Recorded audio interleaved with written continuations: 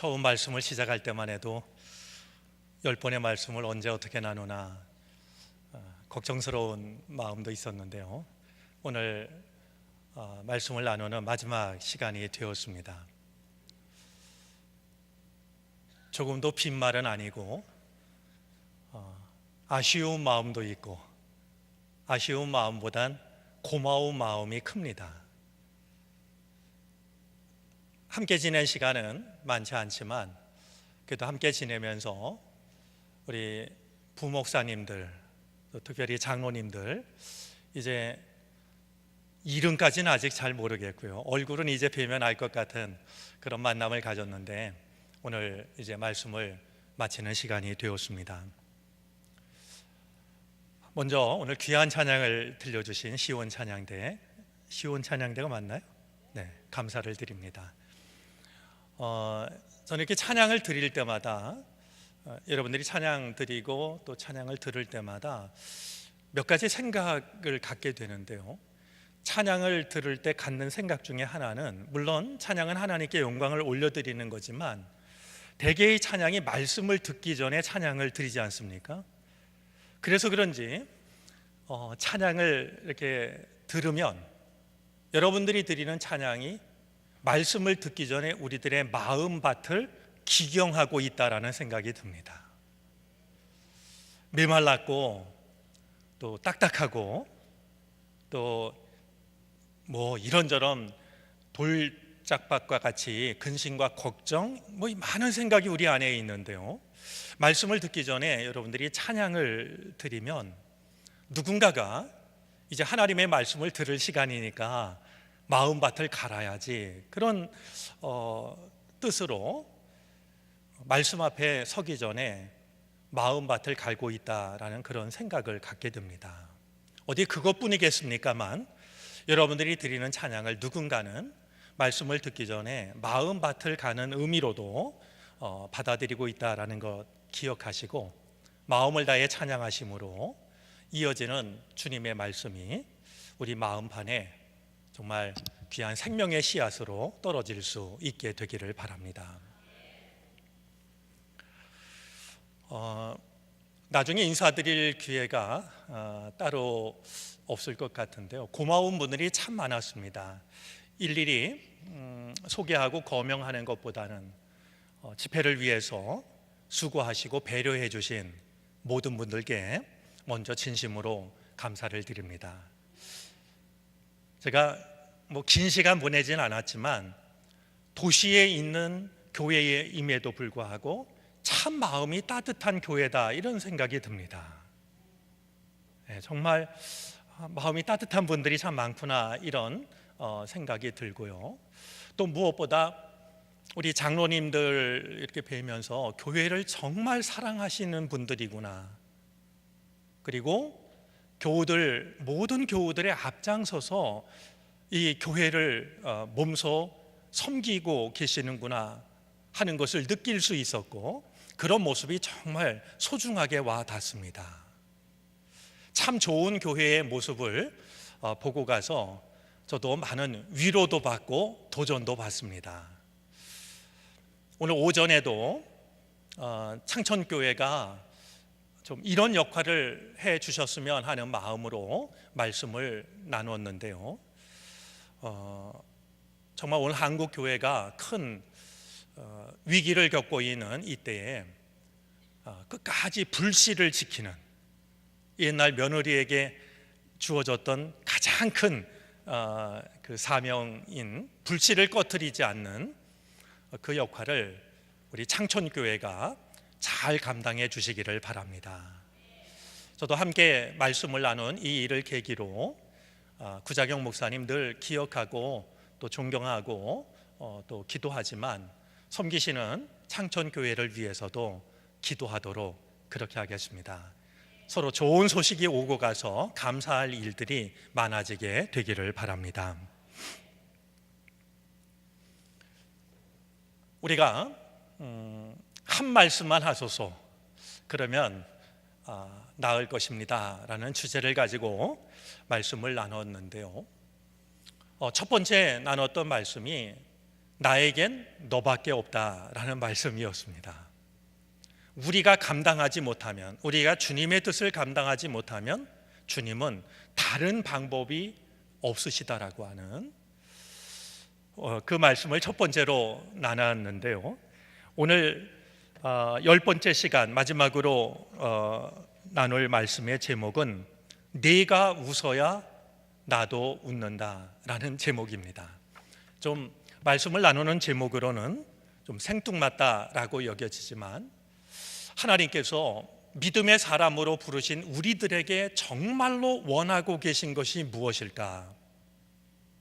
우리가 오늘 주어진 본문을 가지고 주의 백성으로 우리를 부르실 때 주님께서 우리를 향해 가지고 계신 주님의 마음, 주님의 뜻을 함께 살펴보도록 하겠습니다. 사람이 얼마나 사느냐라고 물으면 인간의 대답과 하나님의 대답은 다를 거라고 합니다. 우리 인간은 80세나 100세를 살겠죠. 이렇게 대답을 할 터이지만 하나님께서는 이렇게 대답하실 거라고 합니다. 아니다, 너희는 단 한 번 산다. 그것이 70이든 80이든 혹은 지금 100세 시대라고 하니까 우리는 사람이 얼마나 살까 질문을 받으면 100세 이야기할 수 있을지 몰라도 하나님께서는 그렇게 생각하고 말하는 우리에게 아니라고, 너희는 단 한 번 산다고 대답을 하실 거라는 겁니다. 그런데 우리의 삶을 돌이켜보면 우리 속담이 말하고 있는 바 철들자 망령인 삶을 살아갈 때가 있습니다. 철 없이 살다가 하늘의 은총으로 어느 날 철이 들긴 했는데 철든 삶을 살아갈 시간이 남아있지 않은 말이죠.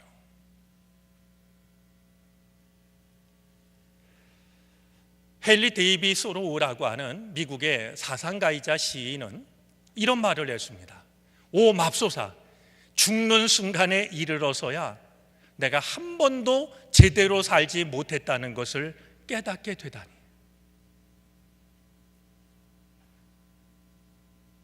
생각하면 참 기가 막힌 얘기입니다.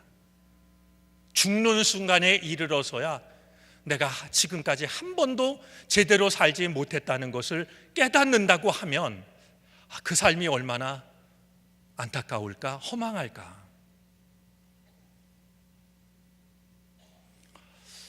제가 좋아하는 예시인 중에 박은이라고 하는 시인이 있습니다. 조선 3대 시인으로 꼽히는데요. 사랑하는 아내와 평생 농사를 짓고 살자고 약속을 했는데요. 아내가 24살 나이에 병으로 일찍 세상을 떠나고 맙니다. 평생을 같이 살자고 약속을 했는데 24살에 병으로 세상을 떠나고 말았어요. 아내를 떠나보낸 슬픔을 시인 박은이 노래를 하는데요. 이렇게 노래합니다. 인명 기능구 이갈 여우잠. 말의 뜻은 이렇습니다. 사람의 목숨이란 게 어찌 오래 가랴. 소 발자국에 고인 물처럼 쉬 마를 테지 하는 뜻입니다. 너무 이른 나이에, 생각보다 너무 이른 시간에 아내를 떠나보내면서 사람의 목숨이란 게 어찌 오래 가겠느냐고, 소 발자국에 고인 물처럼. 소가 뚜벅뚜벅 길을 가면 소 발을 내디뎠던 데마다 발자국이 남는데요, 소나기가 쏟아지고 나면 소 발자국마다 물이 고이지 않겠습니까?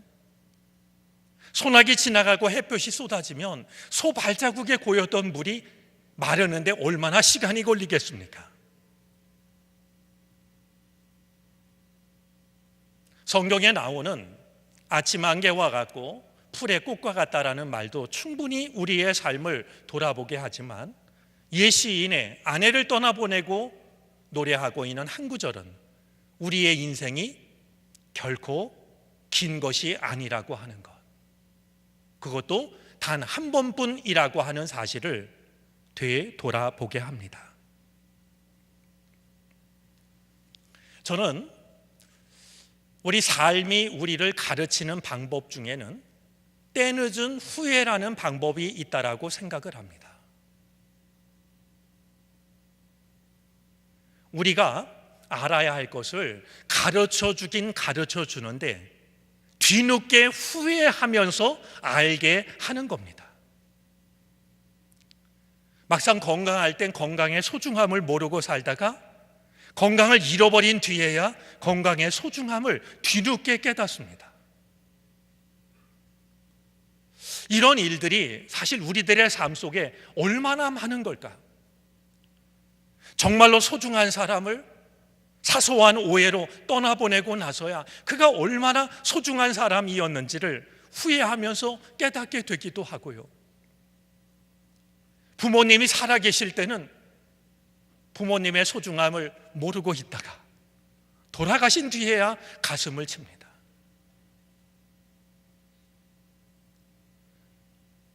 오죽하면 어머니는 살아서 서푼이요 죽어서는 만냥이라는 속담이 나왔겠습니까?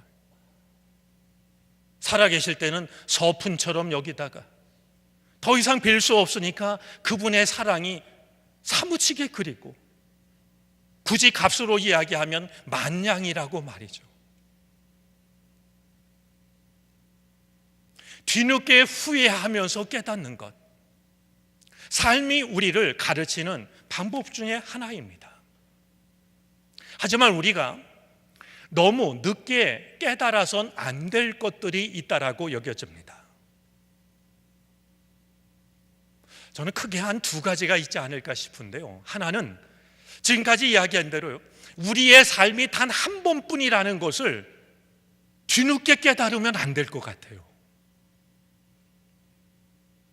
다른 거는 다 잘못하고 실패하고 넘어져도 다시 시작하면 됩니다. 만회하면 돼요. 근데 우리들의 삶은 한 번 살면 되돌릴 길이 없습니다. 마치 또 한 번의 삶이 주어질 것처럼 그렇게 살다가 말이죠, 인생의 끝자락에 가서 내가 다시 살 시간이 나에게 없다는 것을 깨닫고 후회한다고 하면 그것은 되돌릴 수 없는 후회가 될 겁니다. 또 한 가지, 우리는 믿음의 길을 걷는 사람들입니다.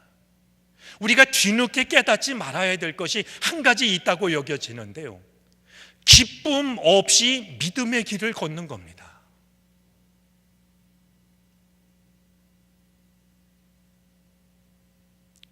아무런 기쁨도 없이 습관적으로 의무적으로 믿음의 길을 걷는, 이 일은 분명 우리들의 삶을 마칠 때 가슴을 치며 후회할 일이 되고 말 거라고 여겨집니다.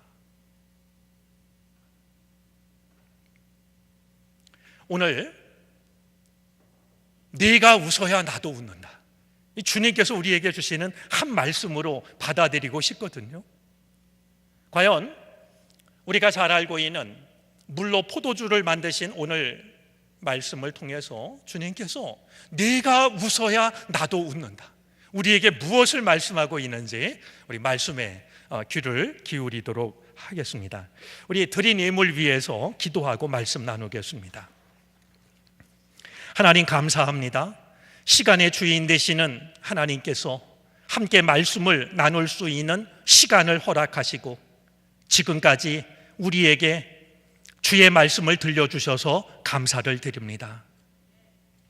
한 말씀 붙잡게 하여 주시고 그 말씀이 나를 고치고 나를 일으키고 나를 살려내는 귀한 은혜를 우리가 누릴 수 있게 해 주시기를 바라고 원합니다. 이 시간에도 우리가 주님 앞에 나와 주의 말씀에 귀를 기울이려고 합니다. 주님께서 우리에게 들려주시는 세미한 음성에 귀를 기울이게 하여 주시옵시고 그것이 주의 말씀임을 깨달아 알게 하여 주시옵소서. 사모하는 마음으로 예물을 바치는 손길들을 하나님께서 기억하여 주시옵시고 그 손을 붙잡아 주시기를 바라고 원합니다. 하나님을 믿는 사람의 삶이 얼마나 아름답고 얼마나 소중한 것인지를 세상 사람들에게 증거하는 삶을 살아갈 수 있도록 하늘의 기름지고 풍성한 은혜와 복으로 채워 주시옵소서. 감사를 드리며 거룩하신 주 예수 그리스도의 이름으로 기도를 드립니다. 아멘.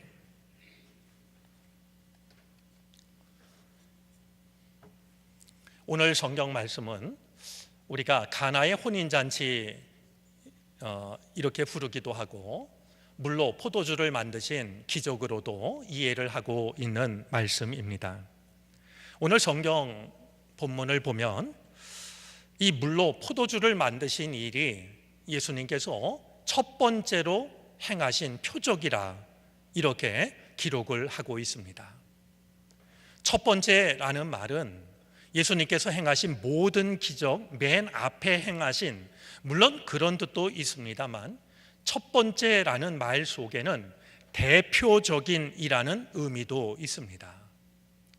그런 점에서 예수님께서 혼인잔치를 찾아가셔서 물로 포도주를 만드신 이 일은 예수님께서 행하신 놀라운 일 가운데서도 대표적인 일이라고 그렇게 이해를 할 수도 있는 것입니다. 오늘 말씀을 보면 이 일을 통해서 제자들이 예수님을 믿게 되었다라고 말하고 있는데요, 그것을 보아서는 제자들에게도 물로 포도주를 만드시는 예수님의 모습을 보고 예수님이 놀라운 기적을 행할 수 있는 분이라는 그것이 아니라 예수님이 오셔서 하시고자 하시는 일이 무엇일까를 제자들은 알 수가 있었고, 그래서 이 제자들이 예수님을 믿게 된 것이 아닐까 하는 생각도 해보게 됩니다. 예수님이 하시고자 하시는 일이 어떤 일인지를 그들은 물로 포도주를 만드시는 예수님을 통해서 보게 된 것이었죠. 제자들만이 아니라 오늘 말씀을 나누는 우리들도 이 말씀을 통해서 예수님을 믿을 수 있었으면 좋겠습니다. 이 말은 우리가 예수님을 안 믿고 있다라는 게 아니고요, 예수님이 우리 인생에 하시고자 하시는 일이 무엇인지를 믿을 수 있었으면 좋겠다는 거예요.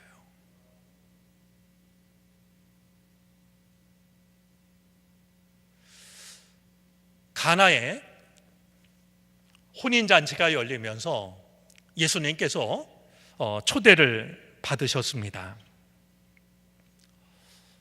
우리 요한복음에 의하면 지금 예수님은 하나님 나라 일을 막 시작하시고 있습니다. 제자들도 뽑아야 되고요, 제자들을 뽑으면 그들을 훈련시켜야 되고요, 기도도 하셔야 되고요, 하나님 나라 일을 시작하시면서 예수님이 하셔야 할 일이 굉장히 많을 때였습니다.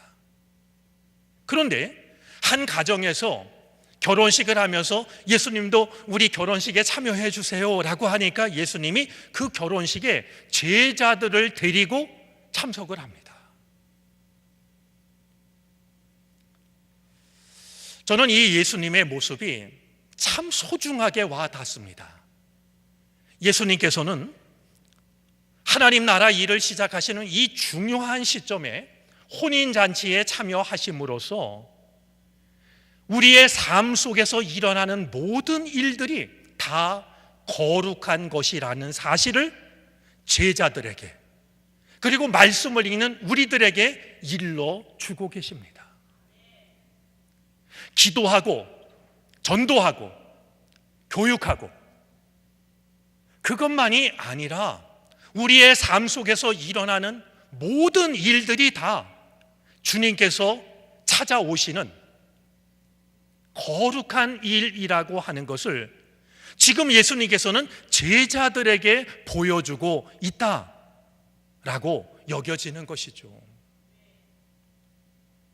거룩한 곳이 따로 있고 거룩한 시간이 따로 있는 것이 아니라 우리가 살아가는 모든 자리가 다 거룩한 자리고 우리가 마주하는 모든 일들이 다 거룩한 일이고 우리가 보내는 모든 시간이 다 거룩한 시간이 될 수 있다는 것을 지금 예수님께서는 제자들과 함께 혼인잔치에 참여하심으로써 제자들에게 보이고 계시고 또한 말씀을 읽는 우리들에게도 같은 가르침을 주고 계시다라고 생각을 하게 됩니다.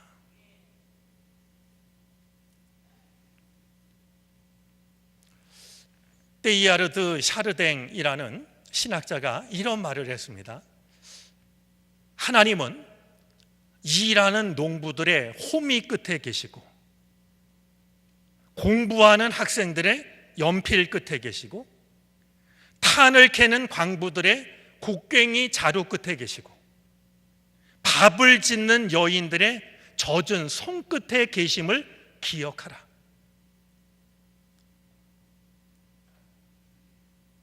하나님은 저 뙤약볕 아래 들에서 농사를 지면서 호미질을 하는 농부들의 호미 끝에 계시고 공부하는 학생들이 붙잡고 있는 연필 끝에도 계시고 저 캄캄한 땅 속에서 탄을 캐는 광부들의 곡괭이 자루 끝에도 계시고 매일같이 반복되는 것이지만 밥을 짓는 여인들의 젖은 손끝에도 계심을 기억하라고 그렇게 말해주고 있습니다.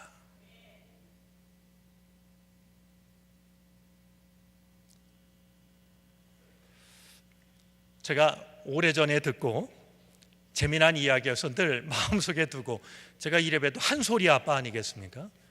이제 말씀 나누면서 제 딸아이 이름을 기억하시는 분이 계시던데요. 그래서 제가 한소리 잘하고 또 잘합니다.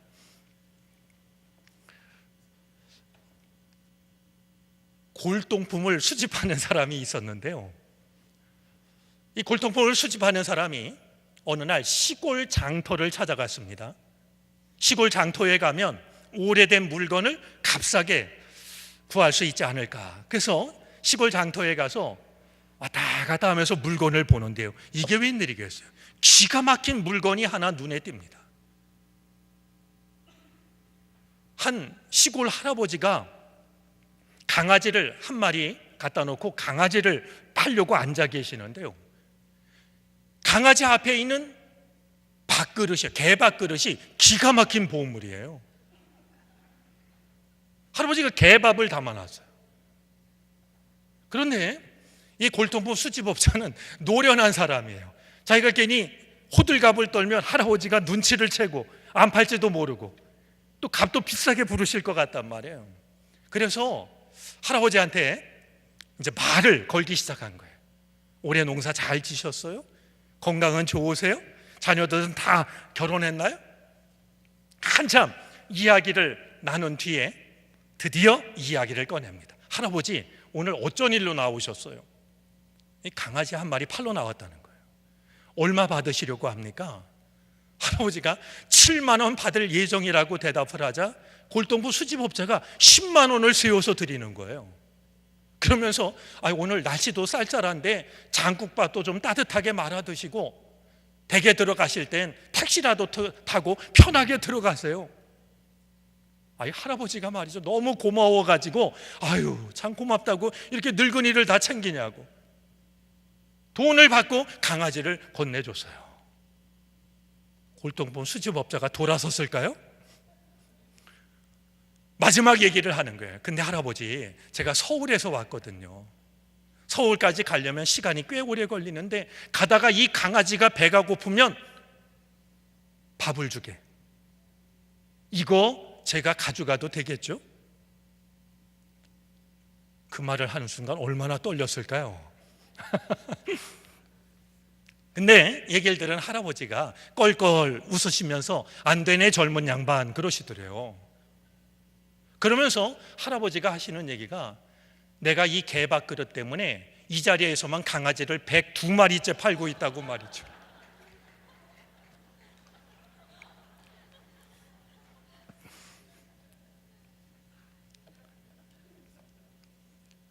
시골 할아버지라고 업신여기면 이런 꼴 당합니다.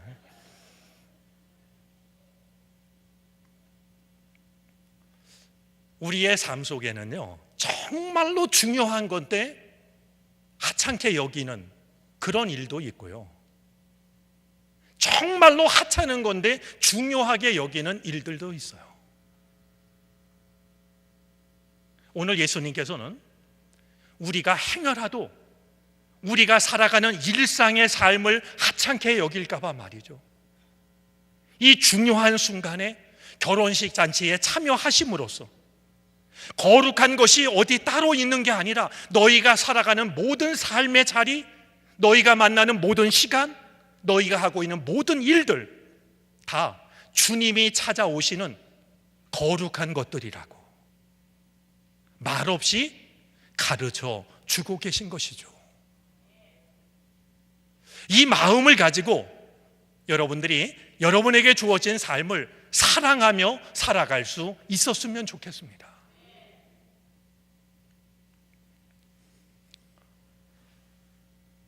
목사님이자 작가인 프레드릭 뷰크너라는 분이 있는데요, 최근에 그분이 쓴 글을 읽다 보니까 재미난 얘기를 하시더라고요.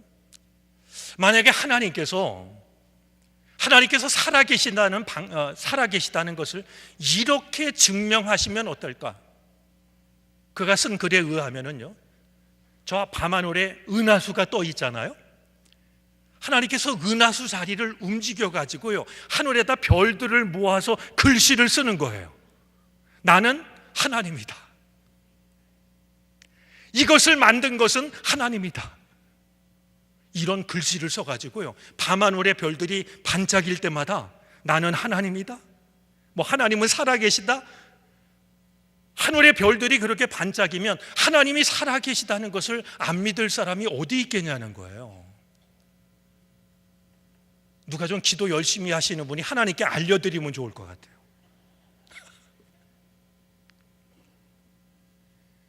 그래도 못 믿으면은요, 그냥 별빛만 반짝이는 게 아니라 오늘은 붉은 빛이 반짝이고요, 다음 날은 초록빛이 반짝이고요, 그것도 안 되면 별이 반짝일 때마다 웅장한 오케스트라 음악이 울려 퍼지고요.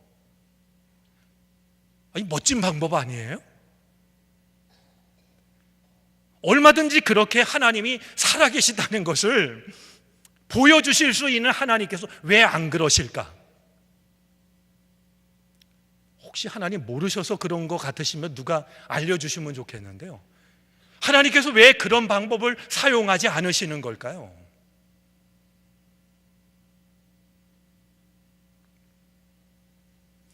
저는 생각해요, 그분의 글을 읽으면서요, 하나님은 믿음이 없는 사람도 하나님이 계시다는 것을 두려움으로 깨닫기를 원하시는 게 아니라요, 믿음이 있는 사람만이 하나님이 살아계시다는 것을 믿는 것을 더 원하고 계신 게 아닐까.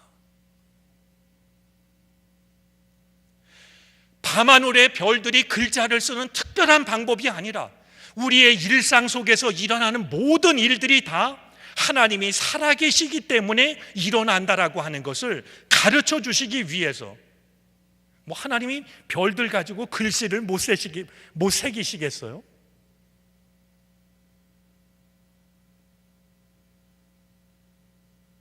하나님 나라 일을 시작하시는 그 중요한 순간에 결혼식에 초대를 받고 기꺼이 제자들과 함께 참석하고 계시는 예수님을 통해서 예수님은 지금도 내 삶 속으로 찾아오고 계시다라고 하는 것.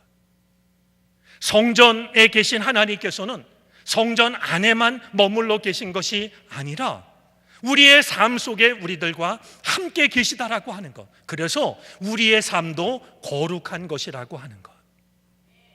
오늘 가나 혼인잔치를 찾아오신 예수님을 통해서 우리가 다시 한번 우리의 삶이 거룩한 것이라고 하는 것을 마음속에 담아 두었으면 좋겠습니다.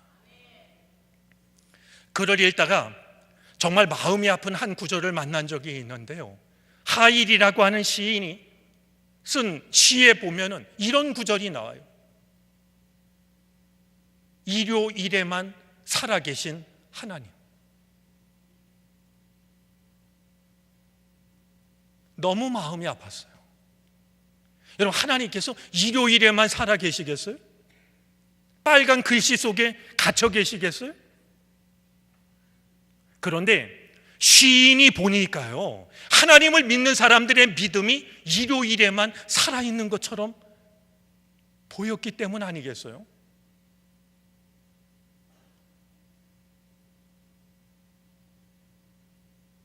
하나님은 얼마든지 우리의 삶을 찾아오신다는 것,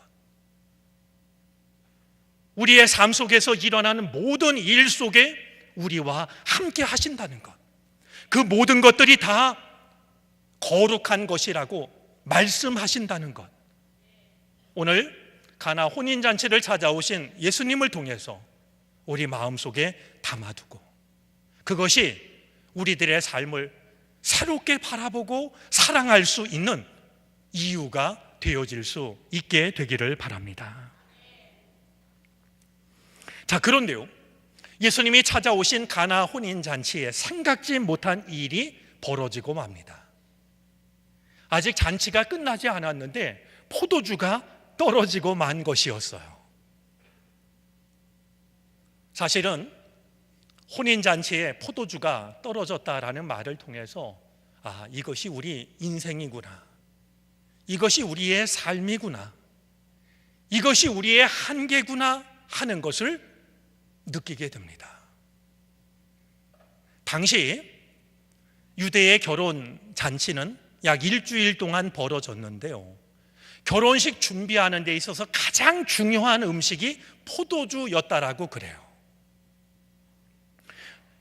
잔치가 끝나지도 않았는데 포도주가 떨어지는 것은 신랑으로서는 큰 수치에 해당하는, 우리로 말하면 이 잔치 준비도 제대로 안 하고 손님을 불러서 이런 불평을 들을 수밖에 없는 일이었습니다. 처음부터 포도주를 적게 준비하진 않았을 겁니다. 어느 신랑이 포도주를 적게 준비했겠습니까? 넉넉히 준비했을 겁니다. 그런데 그가 늦장가를 갔을까요?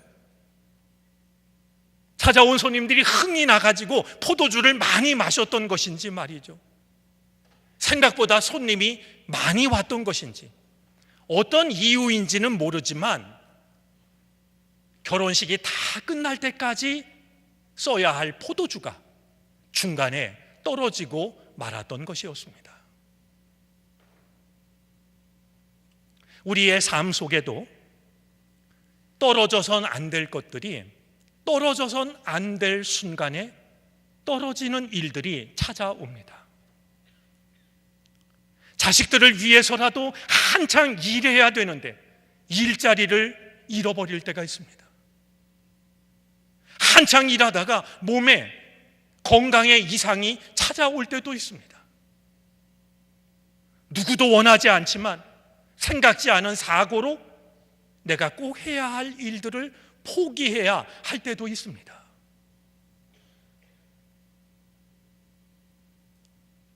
가난했던 지긋지긋한 시절 끝나고 이제 행복하기만 하면 되는데, 사랑하는 사람과 마음에 금이 가가지고 등을 돌려야 하는, 떨어져선 안 될 것이 떨어지는 것은 쌀독의 쌀만이 아닙니다. 어느 때보다도 하나님께 매달리고 기도해야 되는데 믿음이 바닥을 낼 때가 왜 우리에게 없겠습니까? 한창 결혼식이 진행되고 있는데 포도주가 떨어졌던 것처럼 우리의 삶 속에는 가장 중요하다라고 여겨지는 것이 생각지 않은 순간에 바닥을 드러내는 참으로 당혹스럽고 부끄러운 일들이 찾아오고는 하죠. 그런데 오늘 말씀을 보면 이런 어려운 일이 찾아왔을 때 우리가 가져야 될 마음, 우리가 가져야 될 믿음이 무엇인지를 말씀하고 있습니다. 예수님의 어머니셨는데요, 예수님의 어머니가 예수님을 찾아가서 사정을 말합니다. 포도주가 떨어졌다고 말이죠.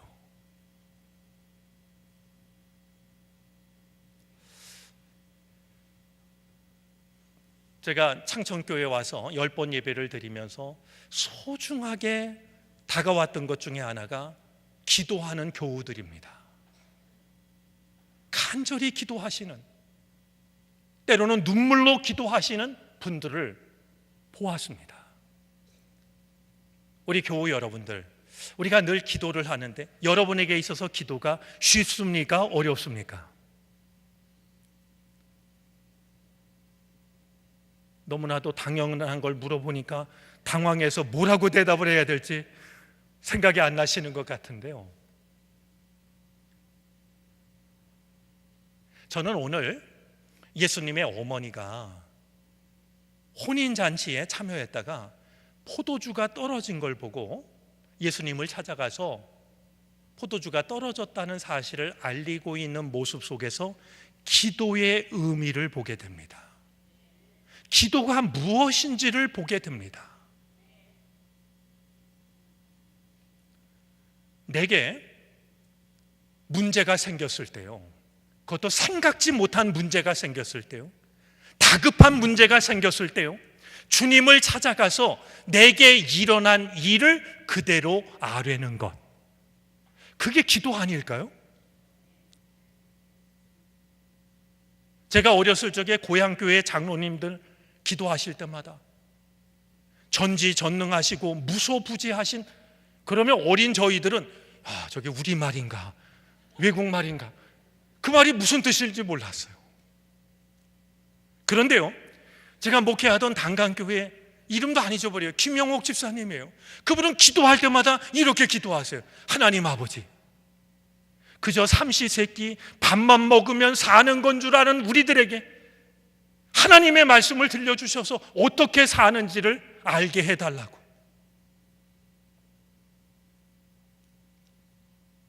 삼시세끼 밥만 먹으면 사는 줄 아는 우리들에게 하나님의 말씀 들려주셔서 어떻게 사는지를 좀 가르쳐 달라고 말이죠. 우리가 기도를 어렵게 생각하면 한없이 어렵습니다. 그런데 오늘 예수님의 어머니처럼 말이죠, 그것이 내 문제든 아니면 다른 누군가의 아픔이든 말이죠, 그것을 가지고 주님을 찾아가서 주님 앞에 내게 일어난, 아니면 누군가 아파하고 있는 그것을 있는 그대로 아뢰는 것, 여러분, 이게 기도라고 하면 기도가 크게 어려울 까닭이 없는 거 아니겠습니까?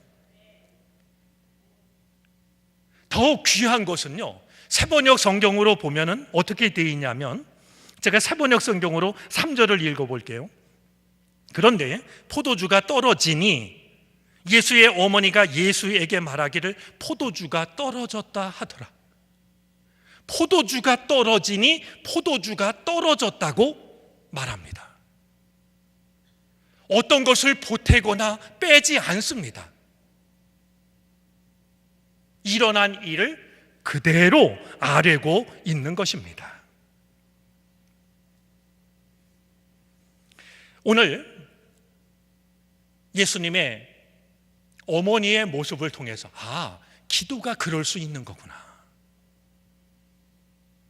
내게 일어난 일, 혹은 누군가가 힘들어하는 일, 저는 예수님의 어머니가 가서 얘기했기 때문에 예수님의 어머니라고 하는 친분 관계로 예수님이 이 말을 들어준 게 아니라, 오히려 예수님의 어머니의 일이 아닌데도 결혼식을 하는 가정에 닥쳐온 문제를 가지고 예수님께 나아가서 이야기를 했기 때문에 예수님이 들으신 것으로 이해를 합니다.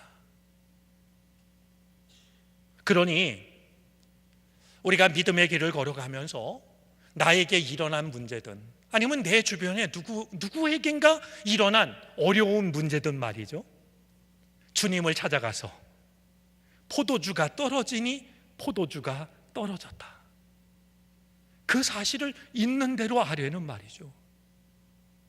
이런 기도를 우리가 주님께 드릴 수 있었으면 좋겠습니다.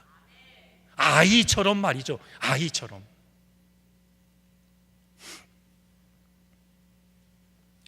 제 친한 친구가 원주에서 목회하는데요, 지금 원주 제일교회를 섬기고 있으면서 동부연의 감독이 됐더라고요. 제가 이래봬도 감독 친구입니다. 농이고요. 친구가 감독인 건 맞습니다. 그 첫 목회를 할 때였는데요, 만종이라는 곳에서 목회를 할 때였어요. 교우 중에 당회를 거쳐서 집사님이 되신 분이 있었어요. 목사님께서 수요일 저녁 예배를 새로 집사님이 되신 분에게 기도를 맡겼어요.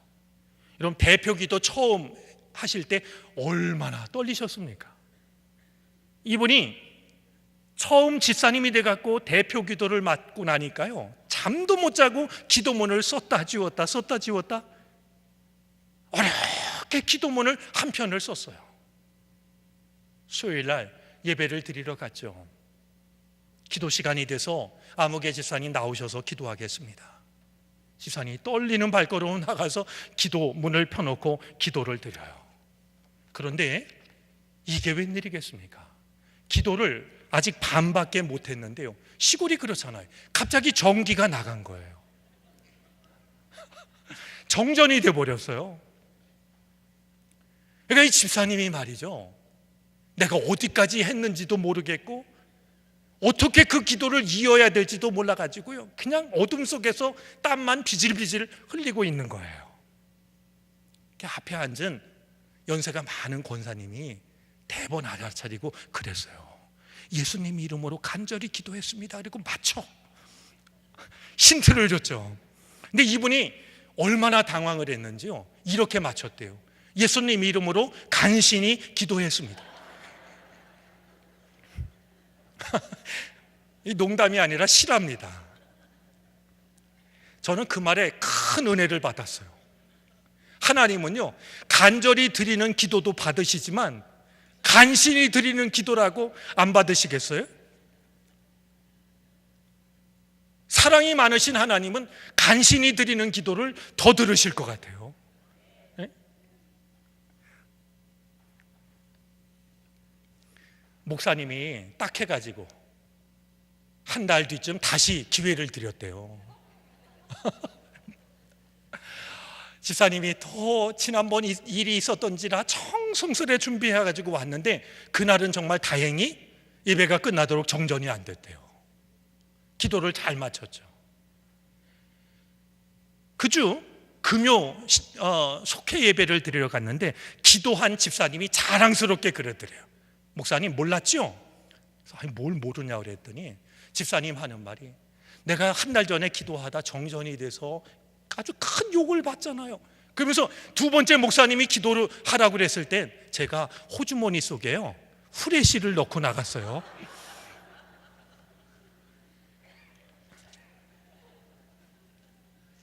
네. 사람이 볼 땐 간신히 드린 기도처럼 보이지만 하나님께서 보시기엔 정말 정성껏 준비한 기도지요. 기도를 어렵게 생각하지 말고요,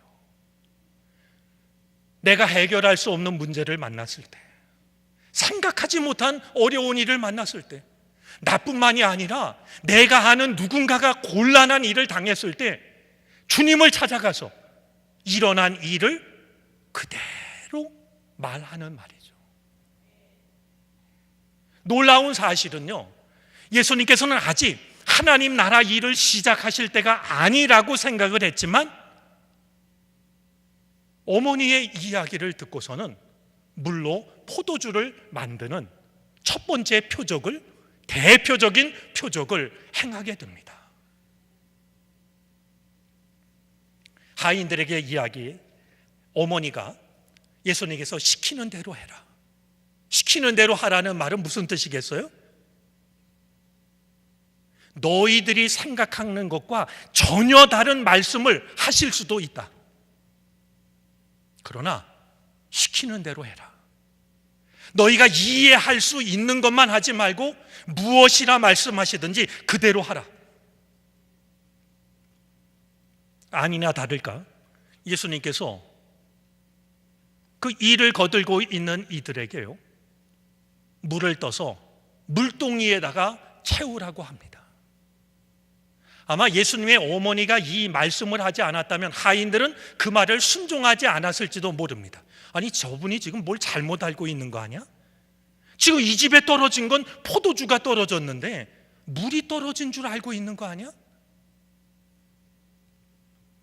아무리 단순한 사람이라 할지라도 예수님이 시키는 것을 따를 수 있는 사람은 없었을 거예요. 그런데 다행히 예수님의 어머니께서 시키는 대로 하라고 당부를 했거든요.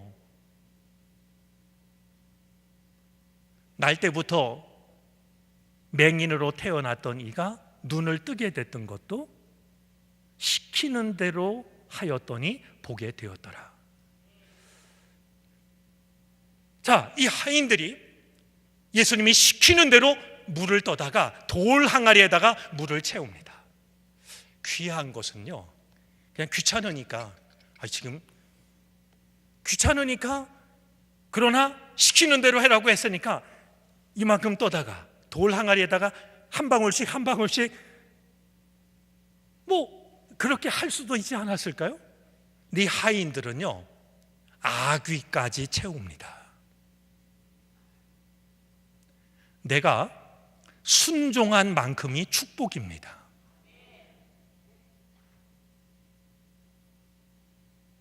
그분의 말씀을 따른 것만큼이 축복이 되어 돌아옵니다. 자신들의 생각을 따라서 한두 방울 부었다면 글쎄 그게 포도주가 됐을지도 모르겠거니와 포도주로 변했다 할지라도 한두 방울 포도주뿐 아니었겠습니까? 우리가 자주 잊어버리지만요, 말씀을 따른 것만큼이 축복입니다. 순종한 것만큼이 축복이 되어 돌아옵니다. 순종은 요만큼 하고 축복을 이만큼 바라는 건 모순입니다.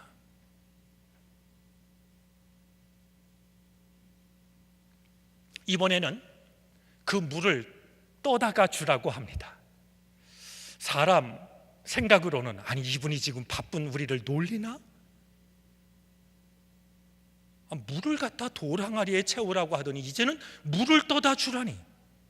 하지만 예수님의 어머니가 당부한 것이 있었기에 그들은 물을 떠다가 연회장에게 갖다 줍니다. 그런데요, 도대체 언제, 어떻게, 어디에서 달라진 것인지는 모르겠거니와 연회장이 하인들이 떠온 것을 마셔보더니요, 감탄을 합니다. 그러더니 신랑을 불러요. 신랑을 불러서 하는 말이, 대개의 잔치에는 좋은 포도주를 냈다가 사람들이 취하면 안 좋은 포도주를 내는데 어떻게 자네는 이처럼 좋은 포도주를 지금까지 남겨두었는가? 자, 지금 이 좋은 포도주가 어디서 났는지를 잔치의 책임자인 연회장도 모릅니다. 알고 있는 사람은 하인들입니다. 여러분, 오늘 성경 본문에 보면은요, 9절입니다.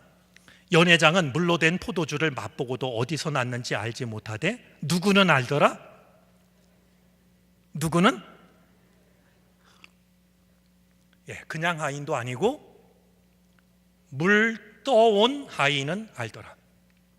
자, 좋은 포도주를 마시는 게 중요한 게 아니고요, 이것이 어디서 난 것인지, 어떻게 가능한 것인지를 아는 것이 중요합니다.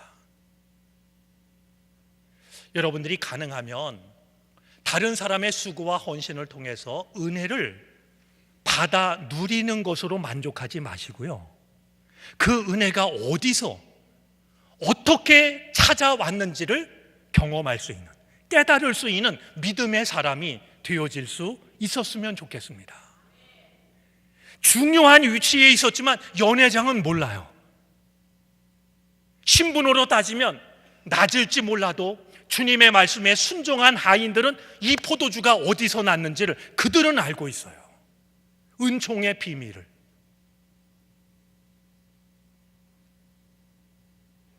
은총을 가볍게 누리지만 마시고 은총의 비밀을 깨닫는 사람이 되어지기를 바라요. 하나님의 은총이 여러분들의 믿음을 통해서, 여러분의 순종을 통해서 많은 사람들에게 나누어질 수 있는 믿음의 부자들이 되시기를 바라요.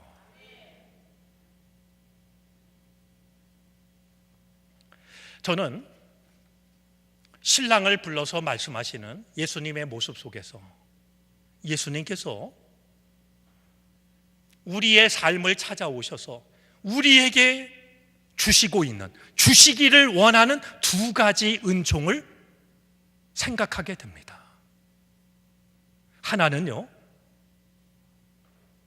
우리의 삶을, 우리의 일상의 삶을 찾아오신 주님께서 우리에게 주시는, 주시기를 원하는 첫 번째 은총은요, 처음보다 나중이 더 좋아지게 하는 은총이에요.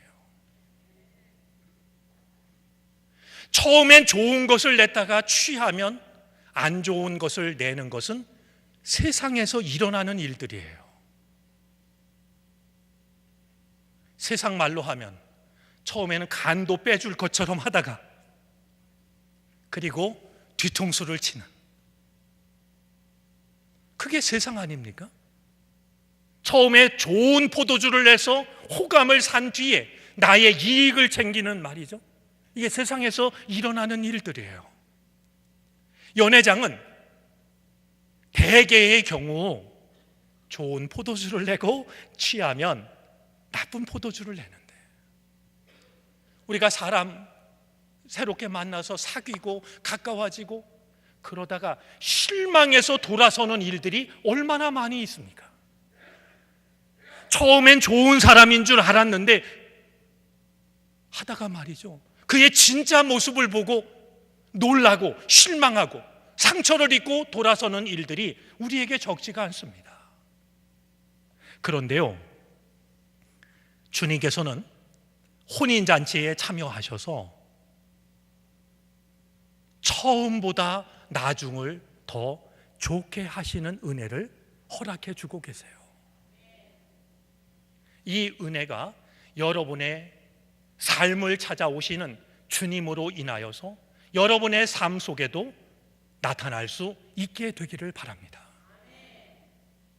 지금까지 힘들고 괴롭고 떨어져선 안 될 것이 떨어져서 낙심하고 눈물로 살아가고 있다 할지라도 여러분의 삶 속에 주님을 초대함으로써 내 삶을 찾아오신 주님께서 내가 생각하지 못한 방법으로 물로 포도주를 만드심으로써 처음보다 나중을 더 좋게 만들어 주시는,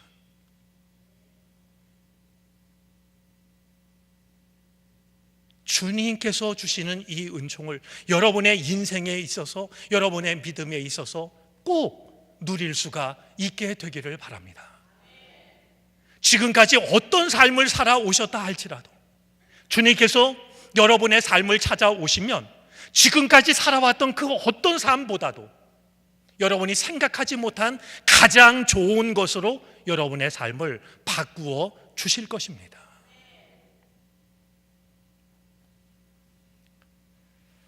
혼인잔치를 찾아오셔서 주님께서 베풀어 주신 또 하나의 은총, 우리의 삶을 찾아오셔서 우리에게 주시는, 우리에게 주시기를 원하는 주님의 은총이 또 한 가지 있습니다. 그것은 우리들의 삶의 주인공으로 세우시는 겁니다. 여러분, 오늘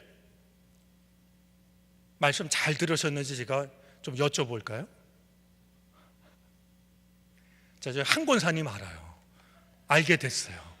한 권사님, 물로 포도주를 누가 만들었어요? 한시라 하나님이라고 또 그러시네요. 아니, 오늘 성경대로 하면 누가 만드셨어요? 예수님이 만드셨죠? 그런데요, 연회장이요, 누구를 불러서 칭찬합니까?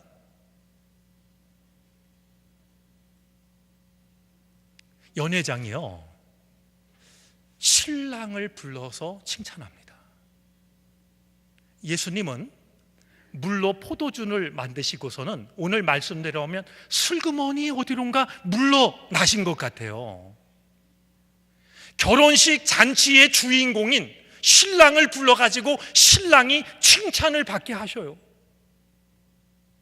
그 자리의 주인공인 신랑을 그 자리의 주인공으로, 빛나는 주인공으로 세워주고 계세요. 저는 이 은혜를 우리가 받았으면 좋겠어요. 우리 인생이 어떤 일을 위한, 누군가를 위한 엑스트라, 있어도 좋고 없어도 좋은 천덕꾸러기 같은 존재가 아니라요, 주님은 우리의 삶을 찾아오셔서 우리 삶의 주인이 바로 너라고,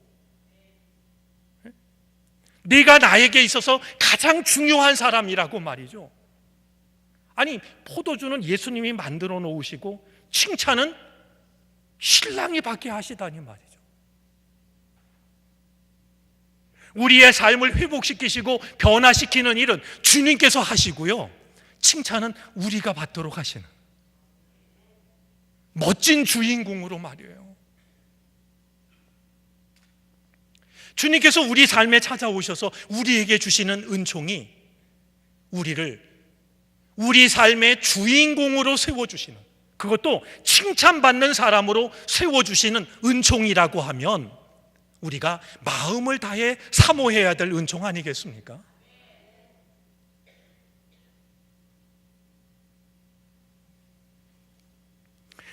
구약성경 스가랴 8장 13절에 이런 말씀이 있습니다. 유다 집과 이스라엘 집은 들어라. 이전에는 너희가 모든 민족에게서 저주받는 사람의 표본이었다. 그러나 이제 내가 너희를 구원할 것이니 너희는 복받는 사람의 표본이 될 것이다. 두려워하지 말아라. 힘을 내어라. 너희가 지금까지는, 내 사랑하는 백성들아, 너희가 지금까지는 세상 사람들에게 저주받는 사람의 표본이었다. 그러나 내가 이제 너희를 구원할 것이니, 내가 너희 삶에 개입할 것이니 너희는 이제 복받는 사람의 표본이 될 것이다 말이죠.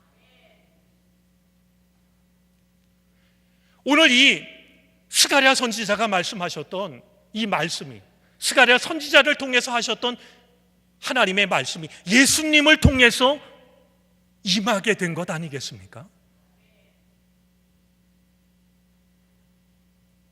가장 즐거운 순간에 떨어져선 안 될 것이 떨어짐으로 큰 곤란과 창피와 수치를 당할 수밖에 없었던 신랑을 위해서 누구도 알지 못하는 방법으로 좋은 포도주를 만들어 내심으로써 신랑을 칭찬받게 하시는 주님, 이 주님께서 여러분의 삶을 찾아오셔서 여러분의 삶 속에도 같은 은혜를 허락해 주시기를 바랍니다. 처음보다 나중이 더 좋아지는,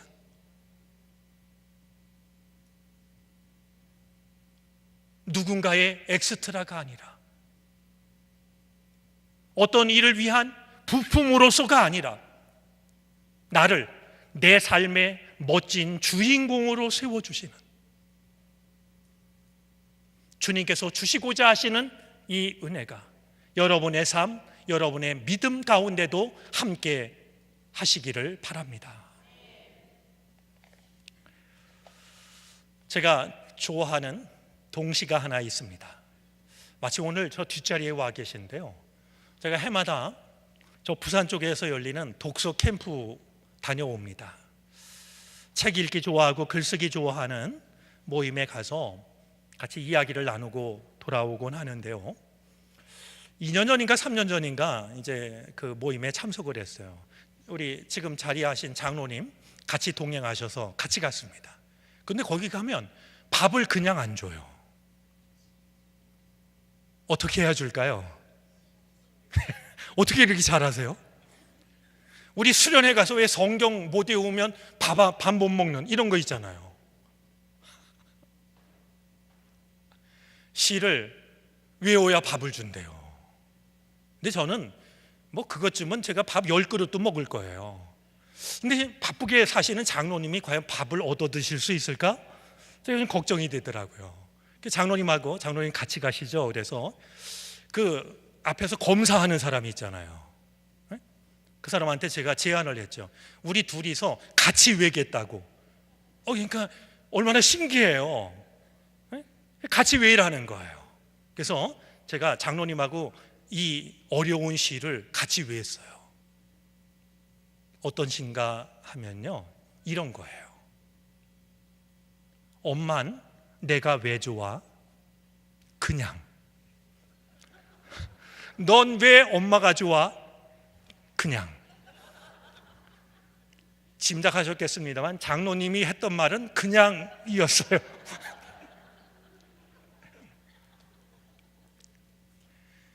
문삼석 씨가 쓴 그냥이라는 동시예요. 아기를 안았을까요? 업었을까요? 아기가 엄마한테 물어요. 엄마 내가 왜 좋아? 그냥. 엄마가 물어요. 넌 왜 엄마가 좋아? 아기는 학습 능력이 빨라요. 금방 배워가지고 그냥이라는 대답보다 더 좋은 말이 어디 있을까요? 저는 오늘 말씀을 마치면서 엄만 내가 왜 좋냐고 묻는 그 아이의 말을 한번 하나님께 물어보면 어떨까 싶어요. 주님은 내가 왜 좋으세요? 학습 능력이 빠르세요, 확실히. 그 하나님께서, 주님께서 우리에게 넌 내가 왜 좋아? 물으시면 주님이 물으시면 그냥 이호자는 붙여야 되겠죠.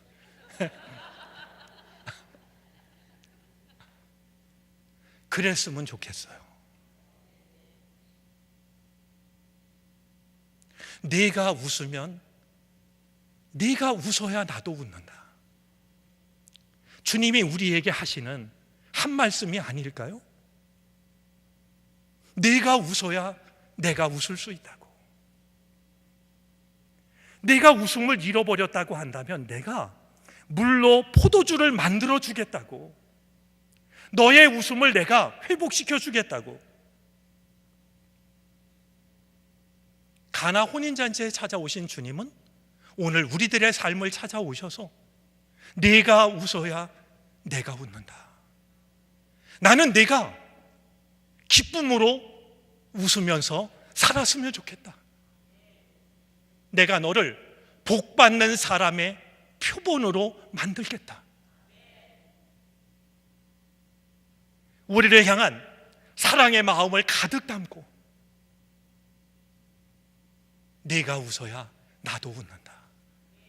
나는 내가 너에게 주어진 삶을 기쁨으로 살아가기를 바란다. 네가 나를 필요로 한다면 내가 얼마든지 네 삶을 찾아가서 너에게 떨어진 그것을 가장 좋은 것으로 채워주겠다.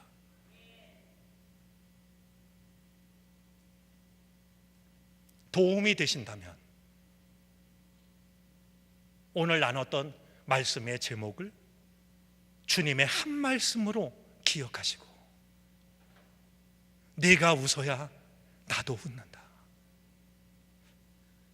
나를 사랑하시는 주님께서 간절한 마음으로 나에게 사랑의 고백을 하고 계시다는 사실을 기억하시고 아무 문제가 없어서가 아니라 아무 부족함이 없어서가 아니라 나를 사랑하시는 주님께서 내 삶을 찾아오심으로 나는 얼마든지 주님 안에서 기뻐할 수 있다라고 하는, 내게 주신 삶의 멋진 주인공으로 살아갈 수 있다라는 믿음을 가지시고 그 삶을 살아갈 수 있는 여러분들과 여러분들이 믿음의 길을 걷는 창천교회가 되어질 수 있게 되기를 바랍니다. 기도하겠습니다.